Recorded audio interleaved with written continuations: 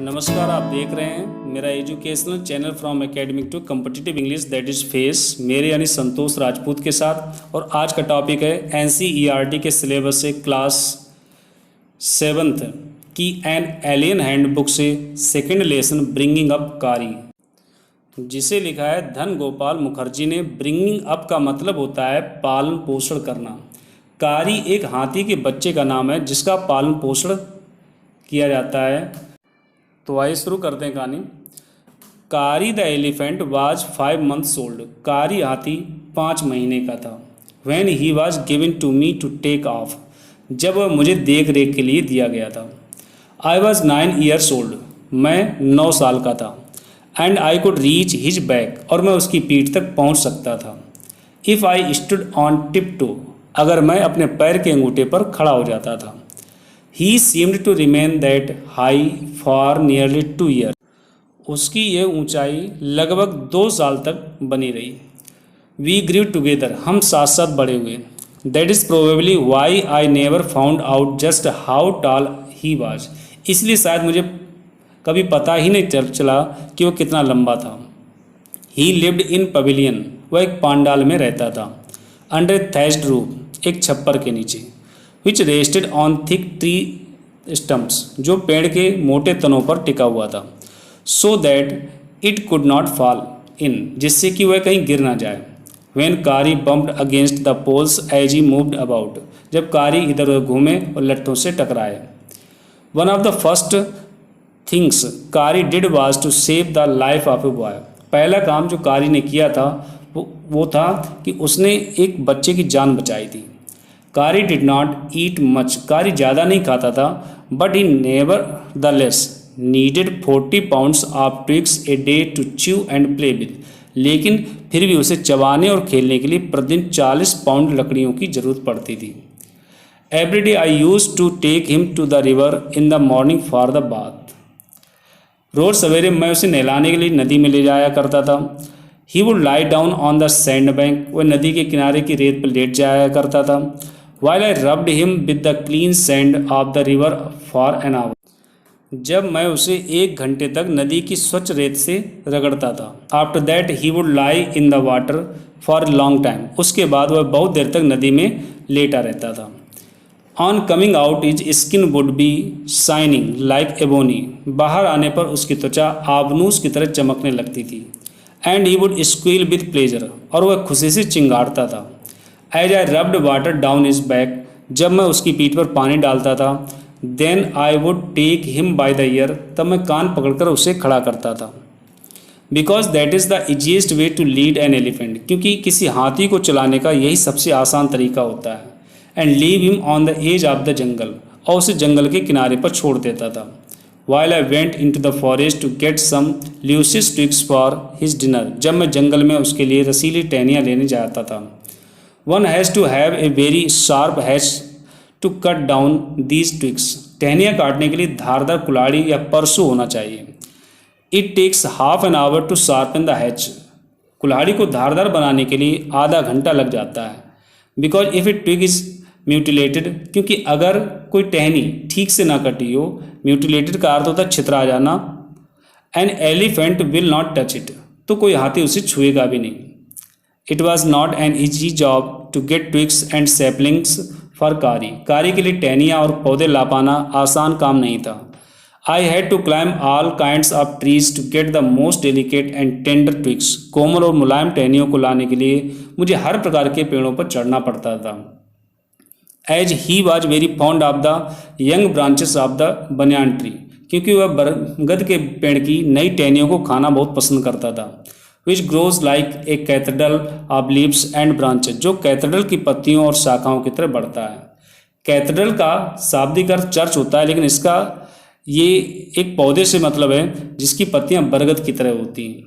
I was gathering some one spring day in March, मार्च में बसंत के दिन में मैं कुछ टहनियों को इकट्ठा कर रहा था। When I suddenly heard कारी calling to me in the distance, तभी मैंने सुना कारी दूर से मुझे पुकार रहा है। As he was still very young, चूँकि वो अभी बहुत छोटा था। The call was more like that of a baby than an elephant. उसकी आवाज़ किसी हाथी के बजाय एक बच्चे की तरह ज़्यादा लग रही थी। I thought somebody was hurting him, मुझे लगा कि कोई उसे चोट पहुंचा रहा है। So I came down from my tree, इसलिए जल्दी से मैं पेड़ से नीचे उतरा and ran very fast to the edge of the forest, और जंगल के किनारे की तरफ तेजी से दौड़ा। Where I had left him, जहाँ पर मैंने उसे छोड़ा था। But he was not there, लेकिन वो वहाँ पर नहीं था।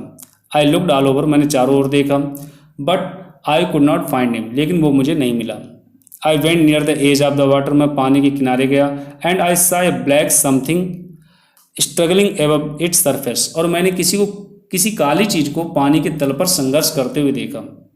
देन इट रोज हायर, तब वो और ऊंचा उठा, and it was the trunk of my elephant, और ये मेरे हाथी की सूंड थी। I thought he was droning, मुझे लगा कि वह डूब रहा है। आई वॉज हेल्पलेस, मैं असहाय था, because I could not jump into the water, क्योंकि मैं पानी में कूद नहीं सकता था। And save the 400 pounds of him, और 400 पाउंड वजन वाले हाथी को मैं बचा नहीं सकता था। Since he was much higher than I, क्योंकि वह मुझसे ज़्यादा ऊंचा था। But I saw his back rise above the water, लेकिन मैंने उसकी पीठ पानी से ऊपर उठी हुई देखी। And the moment he caught my eye, और उसी पल उसकी नज़र मुझ पर पड़ गई। ही बिगेन टू ट्रम्पेट, और चिंगाड़ने लगा, and struggle up to the shore, और किनारे तक आने के लिए संघर्ष करने लगा। देन स्टिल ट्रम्पेटिंग, और तब वो अभी भी चिंगाड़े जा रहा था। He pushed me into the water, उसने मुझे पानी में धक्का दिया। And as I fell into the stream, और जब मैं नदी में गिरा, I saw a boy lying flat on the bottom of the river, तो मैंने एक लड़के को नदी की तली में पड़ा हुआ देखा। He had not all together touched bottom, वो पूरी तरह से तली से स्पर्श नहीं हुआ था, but was somewhat afloat, बल्कि कुछ तैरता हुआ सा था। I came to the surface of the water to take my breath, मैं सांस लेने के लिए पानी के तल पर बाहर आया। एंड देयर कारी वॉज स्टैंडिंग, और कारी वहाँ खड़ा था। His feet planted in the sand bank, उसके पैर किनारे की रेत पर जमे थे। And his trunk stretched out like a hand waiting for mine, और उसकी सूंड फैली हुई थी जैसे कि हाथ से मेरा इंतजार कर रहा हो, इशारा करके इंतजार कर रहा हो। आई डाइव डाउन अगेन, मैंने फिर से डुबकी लगाई। And pulled the body of the drowning boy to the surface, और डूबते हुए लड़के के शरीर को तल पर खींच लाया। But not being a good swimmer, लेकिन अच्छा तैराक ना होने की वजह से आई कुड नॉट स्विम अशोर, मैं किनारे तक तैर न सका। And the slow current was already dragging me down, और धीरे धीरे बहने वाली धारा मुझे पहले से ही पानी के नीचे खींच रही थी। Seeing us dipped by in the current, और हमें नदी की धारा में बहते देखकर Kari who was usually slow and ponderous, Kari जो आमतौर पर धीमा और भारी भरकम था, suddenly darted down like a hawk, अचानक बाज की तरह टूट पड़ा। And came half way into the water, और आधे पानी तक आ गया। Where I saw him stretch out his trunk again, जहाँ मैंने फिर से उसकी सूंड को फैलाते हुए देखा। I raised up my hand to catch it, मैंने उसकी सूंड पकड़ने के लिए अपना हाथ बढ़ाया। एंड इट स्लिप्ड, और हाथ फिसल गया।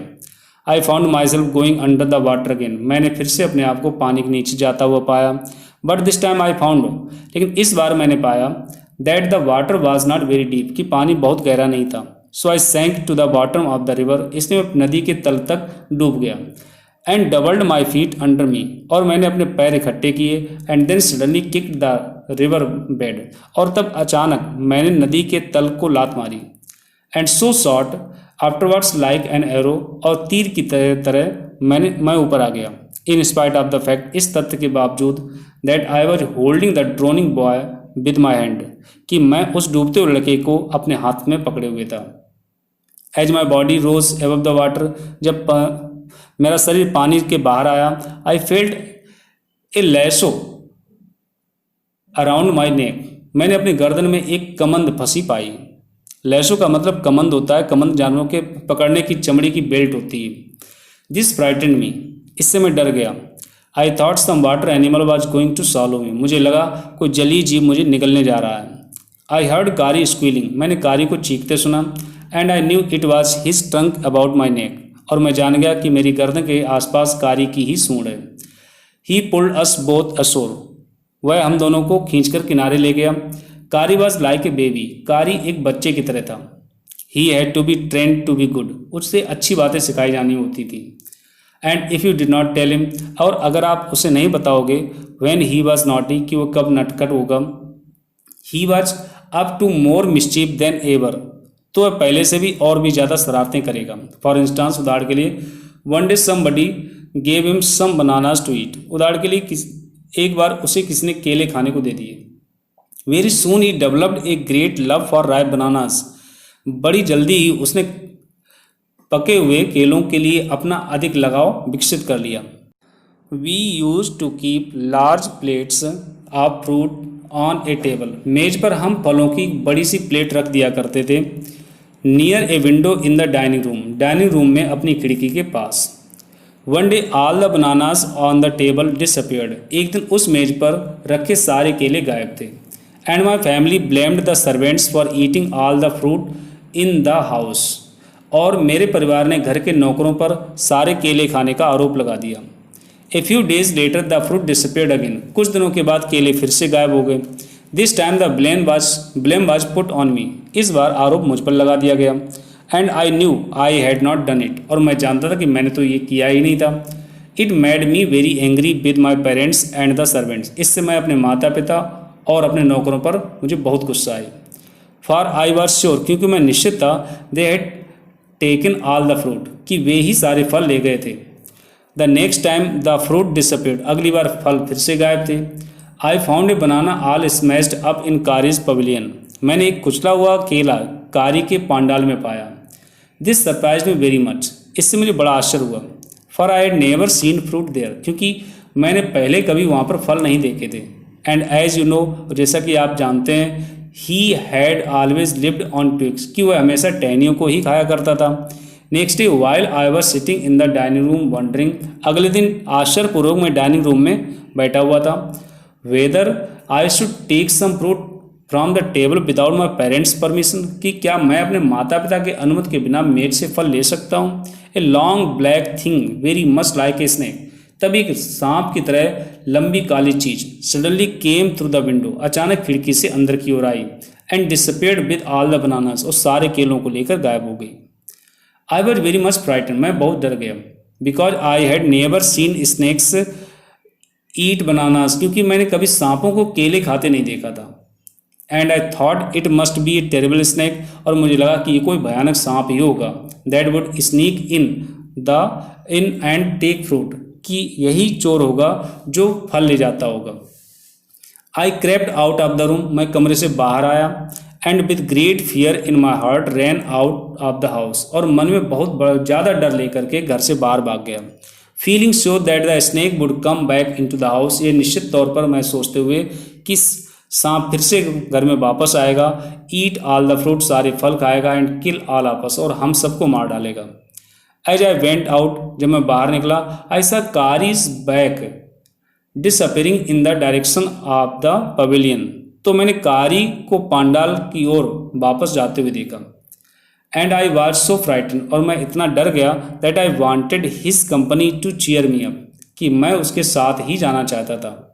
आई ran after him into the pavilion. मैं पांडाल में उसके पीछे ही चला गया। And I found him there eating bananas. और मैंने उसे वहाँ पर केले खाते हुए पाया। I stood still in astonishment. मैं आश्चर्य से वहीं खड़ा रह गया। The bananas were lying strewn all around him. केले उसके चारों ओर बिखरे पड़े थे। He stretched out his trunk. उसने अपनी सूंड फैलाई। And reached far away from where he was standing. और जहाँ वह खड़ा था उससे दूर पड़े हुए केले के लिए अपनी सूंड पहुँचाई। That instant the trunk looked like a black snake. उसी समय उसकी सूंड एक काले सांप की तरह प्रतीत हुई। एंड आई रियलाइज्ड दैट कारी वॉज द थीफ। और मुझे एहसास हो गया कि कारी ही वह चोर था। I went to him. मैं उसके पास गया। Pulled him out by the ear. उसका कान पकड़कर खींच लाया। And joyously showed my parents. और खुशी से मैंने अपने माता पिता को दिखाया आकर that it was Kari and not I, कि ये कारी ही था न कि मैं। That had eaten all the fruit these many weeks, कि इन सप्ताहों में जो केले चोरी हुए थे, फल चोरी हुए थे, वो कारी ने ही सब खाए थे। Then I scolded him. तब मैंने उसे डांटा। For elephants understand words as well as children, क्योंकि हाथी भी बच्चों की तरह शब्द समझते हैं। And I said to him. और मैंने उससे कहा, next time I see you stealing fruit, कि आइंदा मैंने तुम्हें फल चोरी करते हुए अगर देख लिया, यू विल बी विप्ड, तो तुम्हें हंटर से पिटाई लगेगी। He knew that we were all angry with him even the servants. वह जान गया कि हम सब उससे नाराज है, यहाँ तक कि नौकर भी उससे नाराज हैं। His pride was so injured, उसके स्वाभिमान को इतनी ठेस लगी that he never stole another thing from the dining room, कि उसने डाइनिंग रूम से कभी भी किसी चीज़ की फिर चोरी नहीं की। एंड फ्रॉम देन ऑन, और उसके बाद से, if anybody gave him any fruit, अगर कोई उसे कोई फल दे भी देता था, he always squealed as if to thank him, तो हमेशा चिंगाड़ता था जैसे कि उसे धन्यवाद दे रहा हो। An elephant is willing to be punished for having done wrong, हाथी कुछ गलत करने पर सजा पाने के लिए इच्छुक होता है। But if you punish him without any reason, लेकिन यदि आप उसे बिना किसी वजह के सजा देंगे, ही विल रिमेंबर इट, तो उसे याद जरूर रखिएगा। एंड पे you back in your own coin, और आपसे बदला जरूर लेगा, मतलब ईंट का जवाब वो पत्थर से देगा। पे you back in your own coin एक आइडियम है, मुहावरा है, जिसका मतलब होता है ईंट का जवाब पत्थर से देना। An elephant must be taught, हाथी को सिखाया जाना चाहिए। When to sit on down, कि कब बैठना है। व्हेन टू वॉक, कब चलना है। व्हेन टू गो फास्ट, कब तेज चलना है। And when to go slow, और कब धीमा चलना है। You teach him these things as you teach a child, ये सब बातें आप उसे ऐसे सिखाओ जैसे कि बच्चे को सिखाते हो। इफ यू से धत and pull him by the ear, अगर आप उसे धत कहेंगे और कान खींचेंगे, he will gradually learn to sit down, तो धीरे धीरे बैठना सीख जाएगा। सिमिलरली इफ यू से मली, इसी तरह अगर आप उसे मली कहेंगे and pull his trunk forward, और उसकी सूंड आगे खींचेंगे, ही विल ग्रेजुअली लर्न, तो धीरे धीरे सीख जाएगा that it is the signal to walk, कि यह संकेत है चलने का। कारी लर्न मली आफ्टर 3 लेसन्स, 3 सबकों के बाद, 3 पाठों के बाद कारी ने मली शब्द जान लिया। But it took him 3 weeks to learn दत्त, लेकिन उसे दत्त सीखने में 3 सप्ताह का समय लगा। He was no good at sitting down, वह बैठने में अच्छा नहीं था। And do you know why an elephant should be taught to sit down, और आपको पता है कि हाथी को बैठना क्यों सिखाया जाना चाहिए। Because he grows taller and taller than you, क्योंकि तुमसे ज़्यादा लंबा होता चला जाता है। Who take care of him, जो ही उसकी देख रेख करता है उससे ही लंबा हो जाता है। So that when he is 2 और 3 ईयर्स ओल्ड, जिससे कि जब 2 या 3 साल का हो जाता है, you can only reach is back with ladder, तब आप केवल सीढ़ी से उसकी पीठ तक पहुंच सकते हो। It is therefore better to teach him to sit down by saying दत्त, इसलिए बेहतर होता है कि दत्त कहकर उसको बैठना सिखा दिया जाए। So that you can climb upon his back, जिससे कि आप उसकी पीठ तक पहुंच सकें, चढ़ सकें। For who would want to carry a ladder around all the time, क्योंकि भला कौन हमेशा एक सीढ़ी अपने साथ लिए घूमेगा। The most difficult thing to teach an elephant is the master call, सबसे कठिन काम होता है उसे मास्टर कॉल सिखाना। He generally takes 5 years to learn it properly, आमतौर पर उसे ये अच्छी तरह सीखने के लिए 5 साल लग जाते हैं। The master call is a strange hissing howling sound, master call एक विचित्र फुफकारने गरजने की आवाज़ को कहते हैं। As if a snake and tiger were fighting each other, जैसे कि कोई सांप और चीता आपस में लड़ रहे हों। And you have to make that kind of noise in his ear, और आपको वो उस तरह की आवाज़ हाथी के कान में डालनी होती है।